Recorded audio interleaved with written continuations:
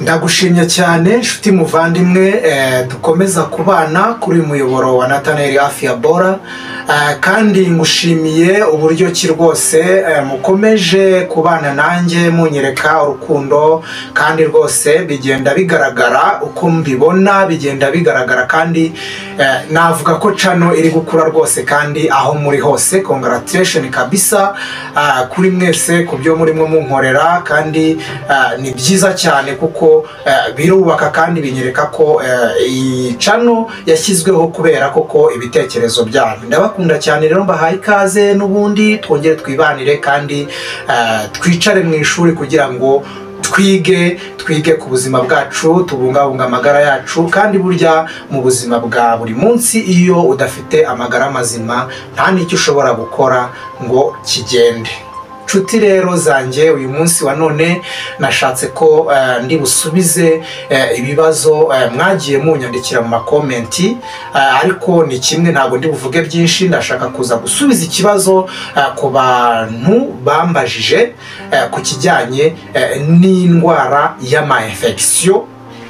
Infection ndashaka ko uyu munsi rero tuza gusobanukirwa infection icyo ari cyo, hanyuma infection tukaza kumenya amoko y'ama-infection, hanyuma muri izo twamara kuzisobanukirwa hanyuma nkababwira by'umwihariko kuri infection urinaire. Infection urinaire cyangwa se infection zifata mu rwungano rw'inkari.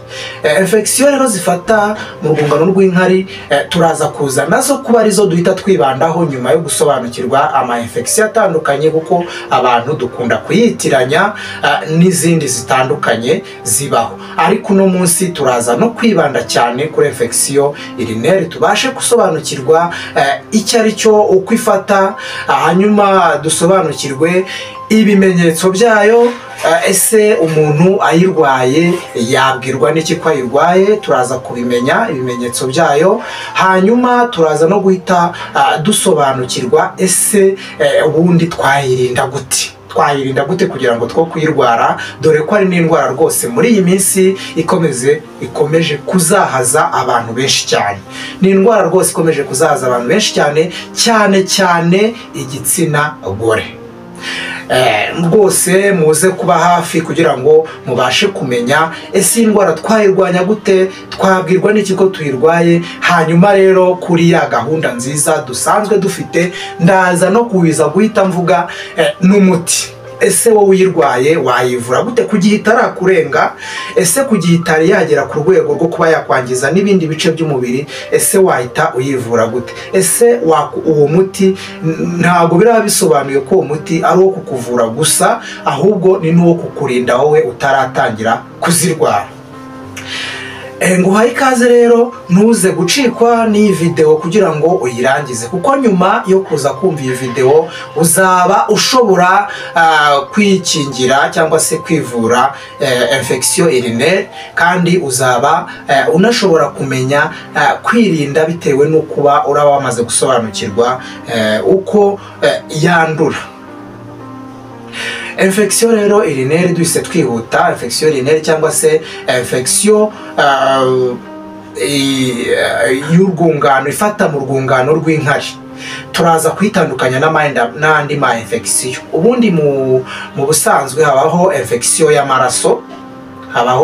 y'amaraso, ifata mu maraso, ubwo ni mu rurimi rw'amahanga ni infection du sang. Hakabaho infection zifata mu myanya myibarukiro cyangwa se mu myanya myibarukiro y'umugore. Infection trichomonas nazo ni infection zifata mu myanya myibarukiro cyangwa se mu bice ndangagitsina by'umugore. Ibyo ngibyo nabyo tuzazita tubivugaho, ariko ndagira ngo umenye ama-infection utaza kuza kwitiranya infection urinaire ndetse n'izindi infection nk'iyo infection trichomonas. Nkuko nari mbivuze infection trichomonas hari infection du sang ariyo y'amaraso, hanyuma hakaba na infection urinaire nkuko nari mbivuze. Izo zose ni infection. Uyu munsi rero twihuse reka duhite twibanda cyane by'umwihariko kuri infection urinaire. Ubundi infection urinaire ni indwara ikomeje rwose kuzahaza abantu benshi cyane rwose. Hanyuma iyo ndwara ikaba ikunda gufata cyane abamama cyangwa se igitsina gore muri rusange, bitewe nuko iyo ndwara inyura cyane mu mibonano mpuzabitsina. Ntibaze guhita banyumva nabi igitsina gore ngo bumve ko ari bo mvuze ko barwara iyo ndwara gusa, n'abagabo barayirwara. Turaza gusobanukirwa muri video dukomeza kumva, turaza no gusobanukirwa uko bigenda kugira ngo n'umugabo ayirware. Ubundi iyi infection urinaire cyangwa se infection zifata mu rwungano rw'inkari ni infection zikunda kwibanda cyane ku bamama, bitewe cyangwa se igitsina gore, bitewe nuko bateye, imiterere yabo, babasha kuba bayandura vuba cyane. Bitewe nuko bateye, hanyuma umugabo akaba yayandura kubera ko yakoranye imibonano mpuzabitsina idakingiye n'umuntu uyirwaye, n'igitsina gore kirwaye iyo infection urinaire. Niyo mpamvu rero umugabo nawe rwose kuyirwara biba bishoboka cyane ndetse cyane. Infection rero urinaire yandurira mu mibonano mpuzabitsina idakingiye nk'uko nari mbivuze, kandi infection urinaire yandurira ndetse no mu bindi bintu ngiye kuvuga. Hari kuba kwambara imyambaro y'imbere. Urabona nk'abamama hari uburyo cyangwa se igitsina gore, ubwo nibo ndi bwibandeho cyane kubera imiterere yabo. Niba ameshe wa mwambaro w'imbere akawanika ahantu hatagerwa n'izuba, nshuti zanjye, aka kantu mbashe kukumva neza, hatagerwa n'izuba mu buryo buhagije, ubwo birahita bituma za infection, twa dukoko tugenda tujyeho twororokere kuri ya myenda, hanyuma nujya kwambara wumve umwambaro wumutse, ariko mu by'ukuri hariho ayo ma infection. Ni wambara basi urahita wandura izi infection urinaire. Ubwo rero bavandimwe, igitsina gore murasabwa kwita kuri icyo kintu. Niba wanitse umwambaro w'imbere, menya neza ko ushyize ku zuba kurihagije, riratuma umwambaro wumuka neza, kandi rya mirasire y'izuba ko irabihagije ikabasha kwangiza cyangwa se ikabasha guhita yica twa dukoko dutera ama infection urinaire. Ikindi kandi ushobora kubona wenda bitewe nuko wanitse ya myenda ahantu hatageze izuba, bitewe na kirima, fata ipasi rwose, pasi uyirepase, nurangiza ubone kwambara. Icyo ni kimwe rwose mu kintu kizagufasha guhita wirinda kuba wakwandura ayo ma infection binyuze mu myambaro y'imbere. Ubwo nk'uko twari tumaze kubivuga, hari ukuba wayandura binyuze mu mibonano mpuzabitsina idakingiye, hari ukuba wayandura binyuze mu myambaro y'imbere, hari no kwitizanya se nk'abakobwa cyangwa se abamama ugatizanya imyambaro. Ubwo buryo nabwo urumva ko ugomba guhita uyandura. Ikindi gukoresha ibikoresho by'isuku mubisangiye, nk'ama eswime, nk'abantu bahurira ahantu hamwe bagakoresha ama eswime bamaze gukaraba, tayari bashobora guhita bahura n'icyo kibazo cyo kuba bakwandura ama infection urinaire. Ikindi kandi buriya amabasi, ibikoresho byo gukarabiramo, nabyo birashoboka cyane kuba wahandurira ama infection yandurira mu rwungano rw'inkari. Ikindi kandi ku bantu, ndavuga cyane ku bamama cyangwa se abakobwa, bashobora gukoresha bwa buryo bwo cyane bano bantu bakora ingendo zitandukanye, ubwo bitewe n'imirimo bakora, bagenda buri munsi bagakoresha umwanya munini bagenda n'amaguru.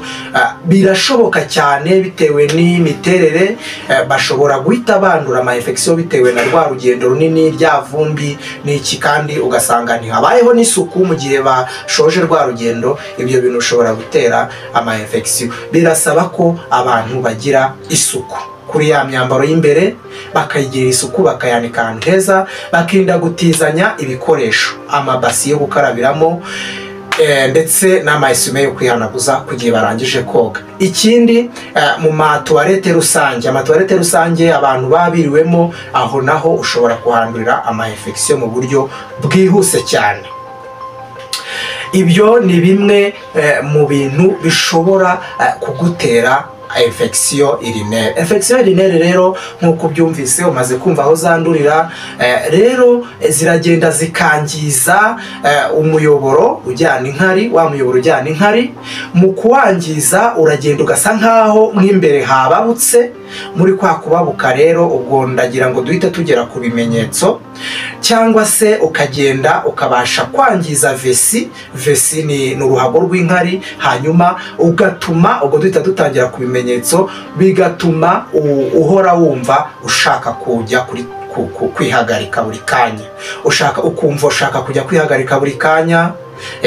Rwose icyo kizaba ari ikimenyetso, uzihutire kujya kwisuzumisha infection urinaire. Ikindi muri ibyo bimenyetso uzumva munsi mu nda yo hasi cyangwa se mu kiziba cy'inda watangiye kumva uburibwe bukomeye cyane.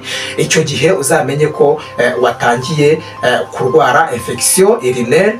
Ikindi mu bimenyetso uzahita wumva uri kujya kwihagarika, iza nkari zasohoka, ko zisohoka ukumva rwose uri kokerwa cyane, kumva mw'imbere muri wa muyoboro inkari zisohokeramo, ukumva uri kokerwa cyane, ukumva uri kubabara cyane. Icyo gihe uzamenye ko warwaye infection urinaire. Ikindi uzabibwirwa nuko nk'abagabo, ku bagabo cyane, ko buri abagabo bo iyo yanayanduye bitewe n'imiterere ye arafunganye cyane, kuba yabasha kuba yahumeka cyangwa se hagerwa na oxygene biragoye, zita zimuzahaza cyane vuba vuba kujya kwihagarika karibwa, kumva mw'imbere aramutse abonye uburyo yashima uburyaryate, ashobora no kugira uduheri dutandukanye ku mutwe w'igitsina dushobora gutuma yakwishimagura cyane. Iyo ni infection urinaire. Ubwo rero urasabwa kuba maso, ibyo bimenyetso wabyumva ugahita umenya ko ugomba kujya kwa muganga kwisuzumisha kugira ngo umenye ko urwaye infection urinaire. Dore yuko infection urinaire mu kuyisuzuma hakoreshwa inkari, bafata inkari bakazisuzuma muri laboratoire, bakamenya ko urwaye infection cyangwa se ururenda rwo mu gitsina bakarupima, bakamenya yuko urwaye infection. Ubwo rero uzajya kwa muganga niba ufite ibyo bimenyetso, bagusuzume barebe ko uzirwaye, nusanga uzirwaye utangire ufate ingamba zo kwivuza. Hari ibintu rero bizangirika duhita tubigeraho, ubundi uzabibwirwa nuko ikintu kizakubwira nanone ko urwaye infection, cyane cyane ku bamama.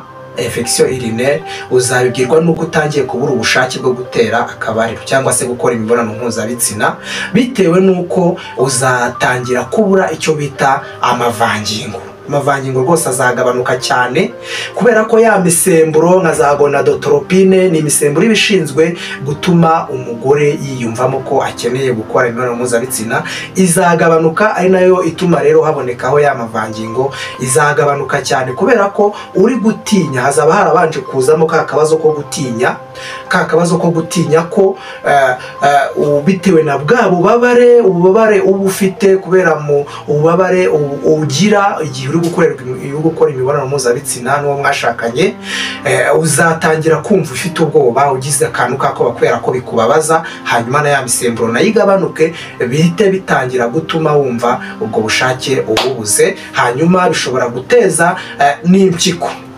Ikibazo cy'impyiko, gucika umugongo, kumva mu mugongo hakurya, kugira isereri ya hato na hato. Ibyo rwose ni ibintu bizatuma ubasha kumenya ko urwaye infection urinaire. Ikindi kandi kuba uhora wumva muri wowe wakwishimagura mu gitsina, ibyo rwose nabyo ni ibimenyetso. Ku bagabo bishobora guteza ikibazo cy'ubugumba, yego ushobora kugira ikibazo cy'ubugumba cyangwa se kukarwara n'impyiko bitewe n'uko wa muyoboro w'inka uko wagenda wangirika niko usatira n'impyiko, impyiko zikaba nazo zahura n'ikibazo. Twihuse rero reka twivugire umuti inshuti zanjye, hanyuma kugira ngo duhore twiga tunamenya n'uburyo bwo kwivura, kubera ko dufite uburyo twiga tukabasha gusobanukirwa. Wibereye iwawe zitarakurenga, izi infection, ushobora gufata amazi ukayateka akabira, yamara kubira tuvuge wenda ni litiro y'amazi yabize, uyikuyeho fata tungurusumu 3 uzihonde neza, uziterere muri ya litiro y'amazi, hanyuma mu gitondo uze kuza kuyungurura, nurangiza ushyiremo ibiyiko 2 by'ubuki muri ya litiro y'amazi. Muri iyo litiro y'amazi urayikoresha mu gitondo, saa sita na nimugoroba usomaho ibishize. Hanyuma nejo wongere ubikore gutyo, ubikore mu gihe cy'iminsi 3. Uzaba wabonye igisubizo, uzumva bya bimenyetso wari ukumva, uzumva rwose niba ufite ikibazo cy'umugongo, niba ufite ikibazo cyo kugira isereri, niba ufite ikibazo cyo kwishimagura mu myanya ndangagitsina, ibyo gihe uzumva byagiye rwose byanagabanutse cyane.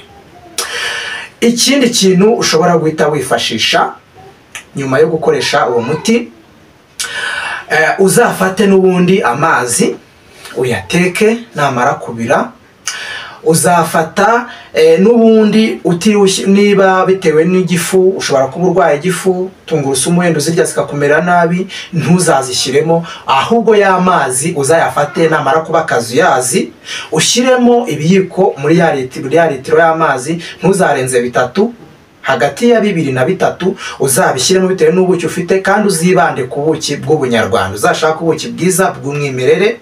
Hanyuma nurangiza unywe iyo litiro y'amazi, nabwo uyikoreshe inshuro 3 ku munsi. Hanyuma ibyo ngibyo uzabikore nabyo mu minsi 3, nubona mu minsi 3 bitarangiye uzongere wiyongezeho, kuko imibiri y'abantu ntabwo yakira imiti kimwe. Hanyuma wongezeho iminsi, hanyuma icyumweru uko byagenda kose nikizarangira udakize, kandi ndabizi ko uzatanga ubuhamya bwiza cyane kubera uyu muti. Hanyuma wowe zamaze kurenga zishobora kugutera ibyo bibazo navuze, kuba warwara impyiko kubera infection, ikindi kuba wagira ibibazo byo kutakaza ubushobozi cyangwa se ubushake bwo gukora imibonano mpuzabitsina wowe n'uwo mwashakanye cyangwa se n'inshuti yawe, icyo gihe rwose uzahite utangira wiyambaze kwa muganga, bagufashe baguhe imiti, bagusuzume baguhe imiti iberanye ikwiye kukuvura. Hanyuma ikindi kandi na nomero zanjye mba nazisize muri description,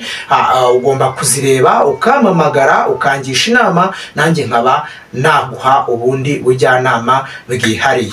Inshuti zanjye rero ndabakunda cyane, mukomeze mushyiremo imbaraga, mukora subscribe ku bantu bashyashya muba mubonye ikiganiro. Ikindi kandi buriya ushobora no kugifata ukanagipostinga kuri stati yawe, kugira ngo na ba bantu bawe ufite kuri telefone, kuri contact zawe, babashe kuba babona iki kiganiro, hanyuma nabo babashe kwicara bagire ibyo bunguka binyuze muri iri shuri ryacu Nathanael Afia Bora. Ndabakunda cyane rero, mukomeze dukorane, kandi ubutaha tuzongera dusobanure noneho kuri infection trichomonas vaginal ifata mu myanya ndangagitsina cyangwa se mu myanya myibarukiro y'abagore ndetse n'abagabo. Imana ikomeze kubagira neza, ibahe amahoro, ibahe urukundo, ndetse kandi ibahe impagarike n'ubugingo. Murakoze, Imana ibahe umugisha.